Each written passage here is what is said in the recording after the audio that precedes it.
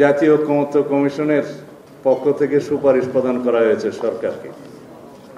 I know some of you also understand Bangla. তার মধ্য দিয়ে আমরা কিছু সত্য আবিষ্কার করতে পেরেছি। এতদিন আমরা মনে করতাম জাতীয় ঐকমত্য কমিশন রেফারির ভূমিকা পালন করছে বা ফ্যাসিলিটেটরের ভূমিকা পালন করছে। কালকে যে সুপারিশ তারা সরকারের কাছে প্রদান করেছে তার মধ্যে অবশ্য একজন দস্তখতকারী মাননীয় প্রধান উপদেষ্টাও বটে জাতীয় ঐকমত্য কমিশনের সভাপতি হিসাবে। তো সুতরাং সেটা এক পক্ষে সরকারেরও একটা এন্ডোর্সমেন্ট হয়, জাতীয় ঐকমত্য কমিশনের পক্ষ থেকে তো বটেই, কিন্তু রেফারিকে আমরা কখনো গুল দিতে দেখিনি। যাই হোক, যেই প্রপোজালসগুলো এবং সুপারিশগুলোর মধ্যে মোট সংযুক্তি সহ 94 পৃষ্ঠার একটা দলিল, তার মধ্যে প্রধান উপদেষ্টাকে উদ্দেশ্য করে চিঠি লেখা হয়েছে। ওখানে প্রধান উপদেষ্টা নিজেই দস্তখত করেছেন ঐকমত্য কমিশনের সভাপতি হিসেবে। তো বলা যায় সরকার এবং ঐকমত্য কমিশন তো মূলত একই। আর ঐকমত্য কমিশনের সাথে আলোচনার সময় আমার মনে হয়েছে ঐকমত্য কমিশন, সরকার এবং আরো 2-3টি দল তারা বোধহয় এক পক্ষ, আমি বিপক্ষেই খেলছিলাম মনে হয়। তো সেই হিসেবে জাতির পক্ষেই দায়িত্ব পালন করার আমরা চেষ্টা করেছি। কিন্তু আমার কেন জানি মনে হয়েছে কিছু দলের প্রস্তাব এবং ঐক্য কমিশনের নিজস্ব চিন্তা ভাবনা জাতির উপরে জবরদস্তি আরোপিত করার একটা প্রচেষ্টা লক্ষ্য করেছি। আমি আজকে এই কথাগুলো এই জন্যই বলতে বাধ্য হচ্ছি, কারণ যে দলিলটা প্রকাশিত হয়েছে সেই দলিলটা 94 পৃষ্ঠা আপনারা লক্ষ্য করে দেখবেন যে ওখানে ঐকমত্য কমিশনে যেভাবে ঐকমত্যে পৌঁছা গিয়েছে এবং যে দলিলটা 17 তারিখে অক্টোবরের পার্লামেন্টের সাউথ প্লাজায় ঐতিহাসিক অনুষ্ঠানের মাধ্যমে স্বাক্ষরিত হয়েছে, সেই দলিলটা হুবহু ওখানে নেই।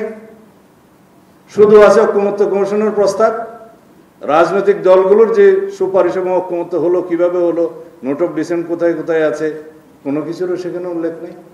48টা দফা সংবিধানের বিভিন্ন রকমের সংশোধনের প্রস্তাব সহকারে তারা আদেশ ওখানে আদেশের মধ্যে তফসিল হিসেবে সংযুক্ত করেছে, বলেছে এগুলোর উপরে গণভোট হবে। তো তাই যদি হতো 11 মাস বা 12 মাস ধরে এই কসরত কেন করা হলো জাতীয় ঐকমত্য কমিশনে? কেন মাননীয় প্রধান উপদেষ্টা ভাষণ দিয়েছিলেন জাতির উদ্দেশ্যে যে ঐকমত্য কমিশন গঠন করা হয়েছে, তার আগে সংস্কার কমিশন 6টা গঠন করা হয়েছে, তাদের সাথে আমাদের আলোচনা হয়েছে। সেই আলোচনার প্রেক্ষিতে পরে সমস্ত দলের রিকমেন্ডেশনস এবং তাদের রিকমেন্ডেশন জনগণের পক্ষ থেকে যে সমস্ত প্রস্তাব এসেছে সবগুলো মিলে একটা কম্পাইল্ড রিপোর্ট করে তার উপরে জাতীয় ঐকমত্য কমিশন কথা বলেছে সমস্ত রাজনৈতিক দলের সাথে। জাতীয় ঐকমত্য কমিশনের সভাপতি হিসেবে মাননীয় প্রধান উপদেষ্টা নিজে সেটা প্রকাশ করেছেন যে এখানে রাজনৈতিক দলগুলো যে সমস্ত বিষয়ে ঐকমত্য পোষণ করবে সেগুলো সংকলিত করে একটা জুলাই জাতীয় সনদ হবে, সেটা স্বাক্ষরিত হবে এবং সেটা পরবর্তী পার্লামেন্টে বাস্তবায়ন হবে।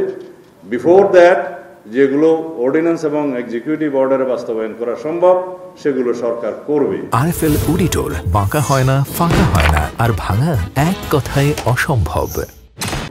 এই ছিল প্রস্তাব। 31শে জুলাই দ্বিতীয় দফার আলোচনা শেষ করার পরে যখন জুলাই সনদ প্রায় পাকাপোক্ত হলো এবং প্রণয়ন হওয়ার আগ পর্যন্ত যে সমস্ত বিষয়ে ঐকমত্য হলো, সেই দিন হঠাৎ করে বললো এটা বাস্তবায়নের জন্য 2-1টা দলের পক্ষ থেকে বলা হলো বাস্তবায়নের জন্য আইনানুগ ভিত্তি চাই, বাস্তবায়নের গ্যারান্টি চাই। তা আমরা বললাম ঠিক আছে, সনদ প্রণীত হোক, বাস্তবায়নের উপায়, আইনানুগ ভিত্তি, গ্যারান্টির জন্য কি করা যায় সেই জন্য আরো আলোচনা হতে পারে। তারপরে আমরা আলোচনায় অংশগ্রহণ করলাম, আরো অনেকদিন আলোচনা হলো।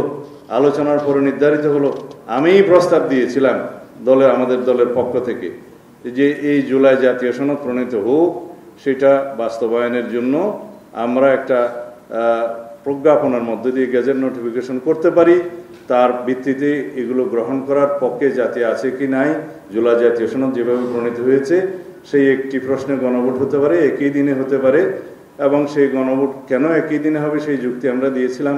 যাতে ভোটারদের অংশগ্রহণ বাড়ে, যেহেতু প্রার্থীরা ভোটারদেরকে নিয়ে আসবে এবং একই দিনে একই খরচায় একই আয়োজন হয়ে যাবে ছোট্ট একটা ব্যালটের মাধ্যমে, আমরা তখন সেই প্রস্তাব দিয়েছিলাম। দুই একটি দল বাদে বাকি সবাই সেই প্রস্তাবে একমত ছিল এবং তারপরেও সেটা নিয়ে পরবর্তীতে আরও আলাপ আলোচনার জন্য কয়েকটি দল বলল সরকার সেটা পরে আরও আলাপ আলোচনা করবে।